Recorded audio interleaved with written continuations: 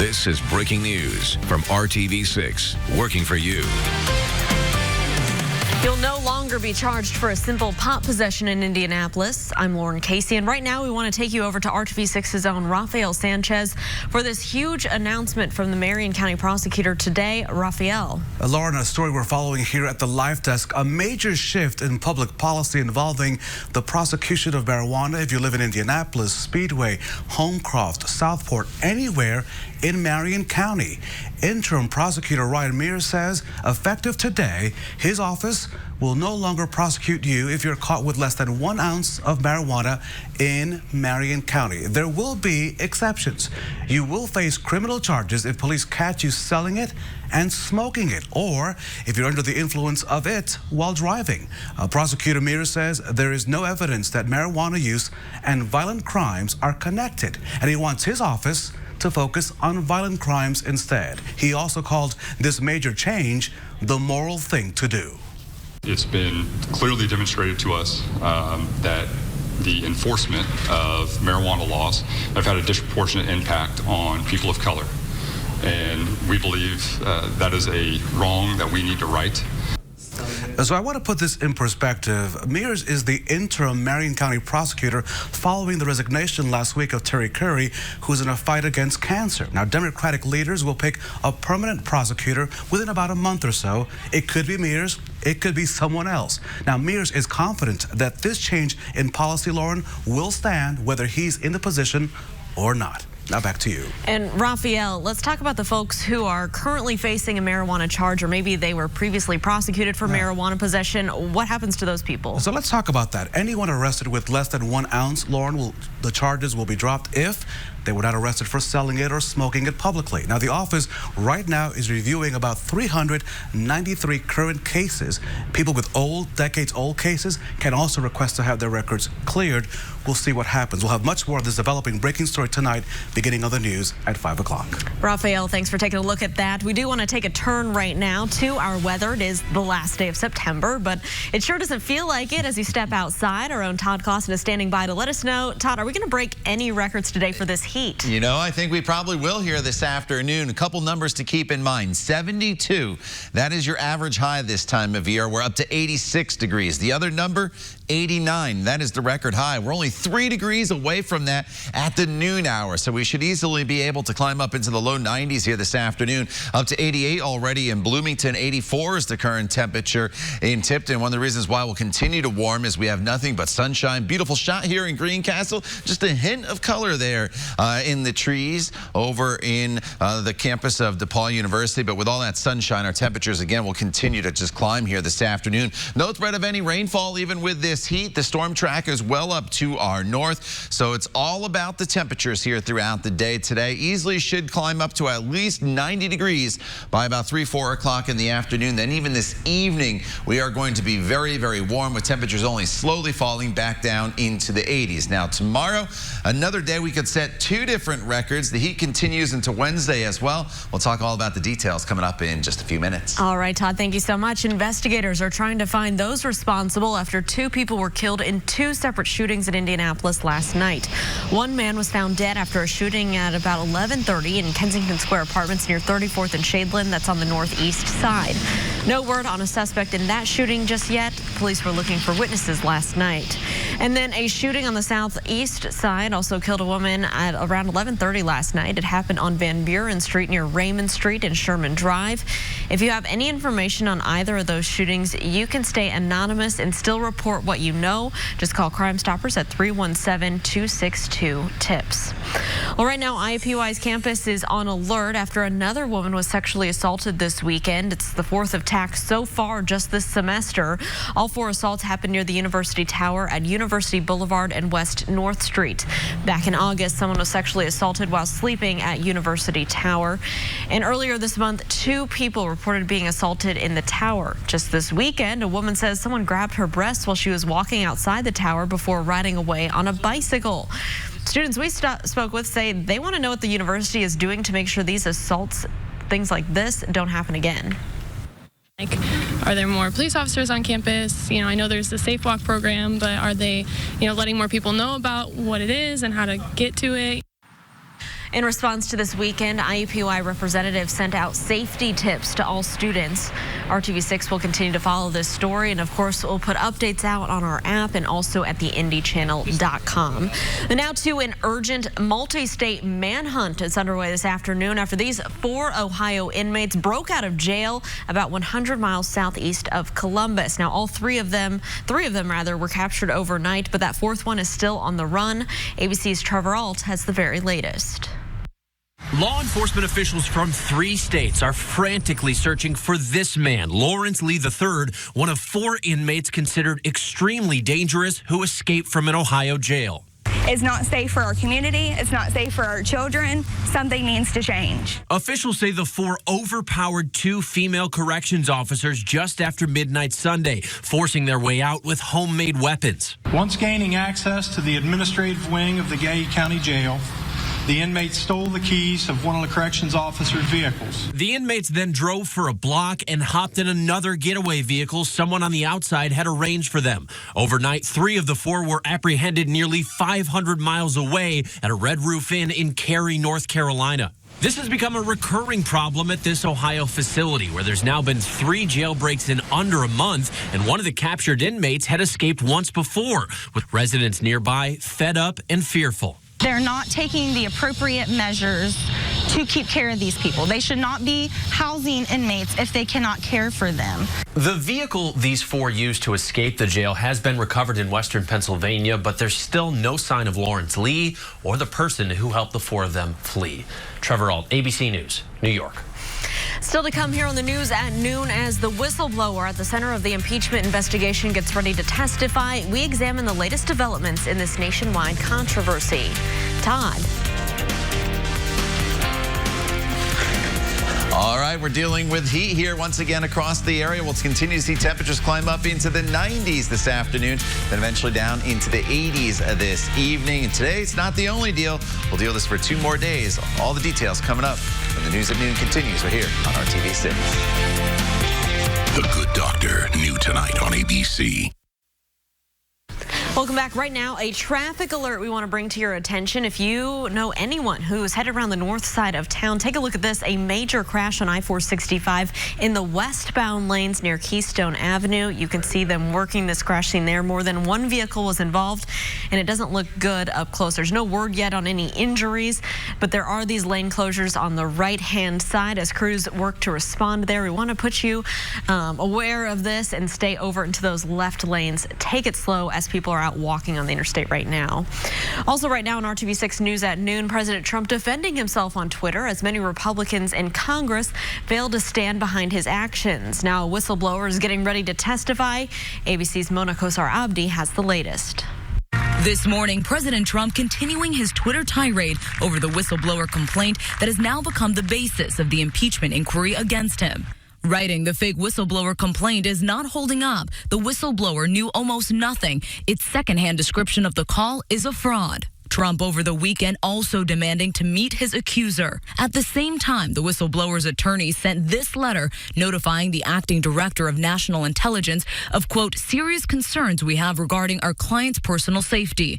Alleging, quote, certain individuals are offering a $50,000 bounty for the whistleblower's identity and citing the president's own words. Who's the person that gave the whistleblower the information? The president's closest allies also questioning the informant's motives. I'm openly telling everybody in the country I have the president's back because I think this is a setup. This is a deep state operative, pure and simple.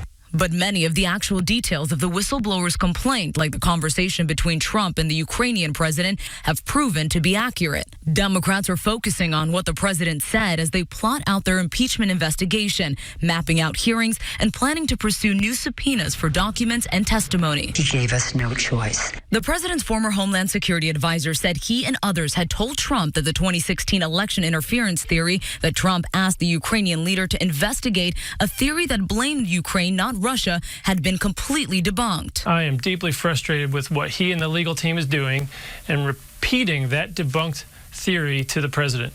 The president also getting slammed by a Republican congressman for retweeting comments from an evangelical pastor warning about the possibility of a civil war if Trump is impeached. Representative Adam Kinzinger calling the move beyond repugnant.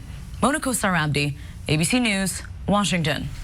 Coming up, once Indiana's governor, he's now the right hand to the most powerful man in the nation. We sit down with an author who's got an inside view of Mike Pence's life and trajectory.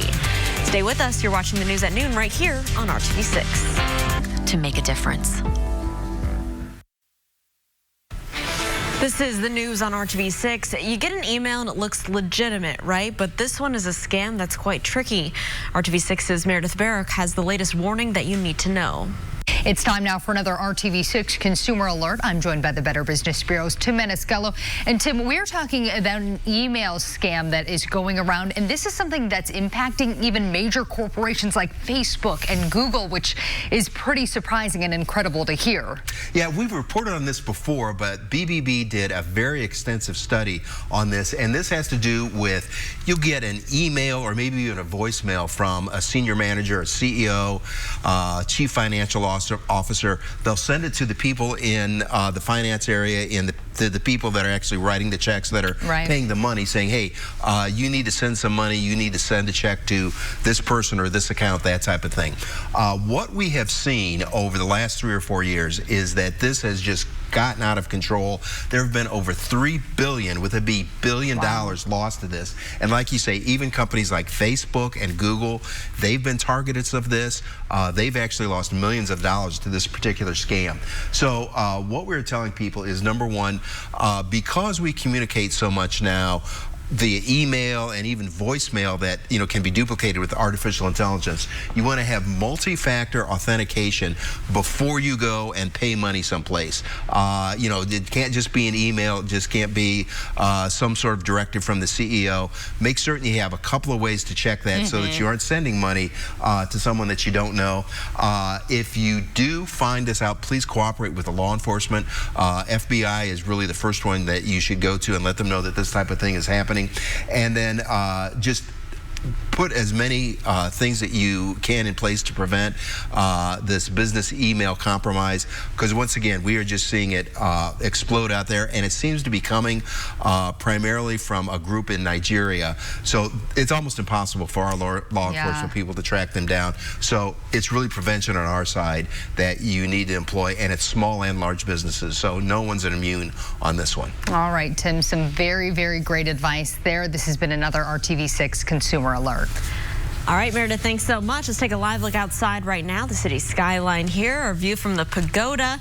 And it's so funny, Todd, you'd think the end of September, looking back at pictures from years ago on Facebook, we're bundled up. We got the scarf sometimes. Every now and then you have a cool day, but man, it has been so hot. The whole entire month has been well above normal. I think we've had one below normal day this entire month, and that was shortly after Labor Day. And this heat, well, it's going to continue all the way into October as well.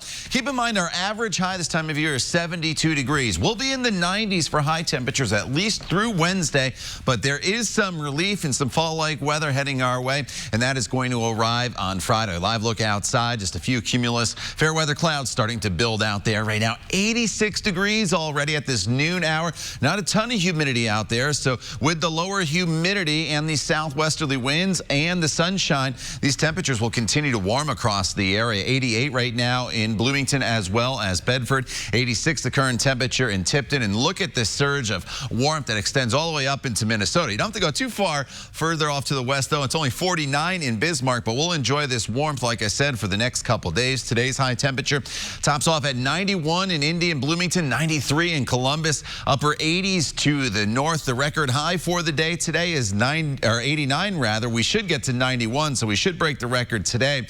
And tomorrow's record is 89 as well, and the forecast high tomorrow, once again, right around 91 degrees. And even Wednesday, I think there's the potential to break a record high temperature. So this is some rare air that's in place across the area. The storm track is to our north and off to our west. So we'll continue to enjoy not only the heat, but the sunshine as well. And here's your forecast for tomorrow, starting off already in the 70s at 8 a.m. up to 91 degrees. Tomorrow's high of 91 could be very, very significant, because 91 is the warmest temperature ever recorded in Indianapolis Indianapolis for the month of October. So tomorrow's October 1st. We could top that number, maybe getting up to 92, not out of the question. So anyway you look at it, it is very, very warm. The heat, though, it drops down to the south. Cooler air, that starts to work its way in later in the week as temperatures start to tumble. And we'll see highs by time we get to Friday, only right at 65 degrees rather. 86 degrees will be the temperature by midday on Thursday, and then eventually into the upper 60s for Saturday and Sunday. So a lot of headlines out of Washington, D.C. this past week. Chief among them, the impeachment inquiry into President Trump. And today I'm here with journalist and author Tom LoBianco talking about his new book. It's right here, Piety and Power, Mike Pence and the Taking of the White House. In the book, you're looking at how Mike Pence became a part of the Trump administration and kind of that push and pull between being a religious man and being in politics in such a high position in our country. Thanks for being here, Tom. Thank you, Lauren. So congratulations on having the book out. Talk to me a little bit about your past with Pence. I know you've covered him both locally here in Indiana and on the national stage. So I moved out here in 2011 and originally to cover Mitch Daniels because we thought that he was going to be running for president back in May of 2011. And sure enough, Mike Pence is the one who ends up running in a serious way. So from 2011 until now, AP, CNN, Indianapolis Star for a minute. And as you remember from your days, when he was governor, it's when he ruled the roost at the State House.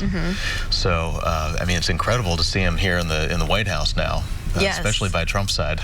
Yes, and talk to me a little bit about that. We know that Mike Pence and Donald Trump, two very different conservatives, if you will. Yes. Oh, yes. Fascinating for folks if they pick up a copy of the book, look in his early career because you can see the seeds of Trump's conservative populism in Mike Pence's support of Pat Buchanan in 1992, which we report for the first time in the book. And this, you see the strains of the conservative populism throughout, and eventually Trump coalesces it because Pence is in a different type of conservatism, but obviously he wants to win the White House in his own right, and part of winning that is bringing in that conservative populist base, the one that Trump has, and the one that he had tapped into back in 1992 with Pat Buchanan. And we know that he has been a radio host, he's been governor, he's been in Congress. So a wide range of things that he's done that you've covered on a different scale, if you will. Do you think we could see this man running for president someday on his own? Yes, absolutely. Based on my reporting, more than likely that they try to run for president. And when I say they, I mean Mike and Karen Pence, because it is a joint political venture. Yes. They would run for president most likely in 2024. That is the focus. And this gets to the question of, would Mike Pence ever try to push Trump off the ticket, try to push him off the proverbial cliff? And I think the answer to that, especially with this impeachment debate right now, I think the answer to that is no, because it would be career suicide for him. So he's in it for the long game. That's one of the things I really started to pick up on in the book. When you put together his career, you realize this is a guy with patience, discipline, and he's incredibly methodical once he sets his sights on something. And right now it's 2024. Okay. Mark your words. I'm looking forward to seeing what else this book has to offer, and we want to appreciate and thank you for coming in and talking with us today. Thanks, Lauren. Thank you. You can pick up a copy. This is, I assume, on Amazon or anywhere you'd find a book. Anywhere. Indy Reads downtown, if you're in Indy. Anywhere good books are sold. Books A Million, half-price books around here. Awesome. Online, Amazon, anywhere. All right, Tom. Thank you so much. Thanks, Lauren. And we'll take a live look outside right now. When we come back, we'll get another look at Todd's forecast. Stick around. You're watching the news at noon. Get Stewart. Get started. All right, the heat is on the next few days. In fact, today, tomorrow, and Wednesday, potentially record high temperatures. Should easily climb into the low 90s here this afternoon. There is relief, though, as you see at the end of the forecast there. By Friday, 65 degrees will be the high temperature, waking on Saturday morning to temperatures in the 40s. All right, Todd, thank you so much. And thanks for joining us and making RTV6 your choice for news. Come back here and join us for the news at 5 o'clock. We hope you have a great Monday afternoon. Stay cool.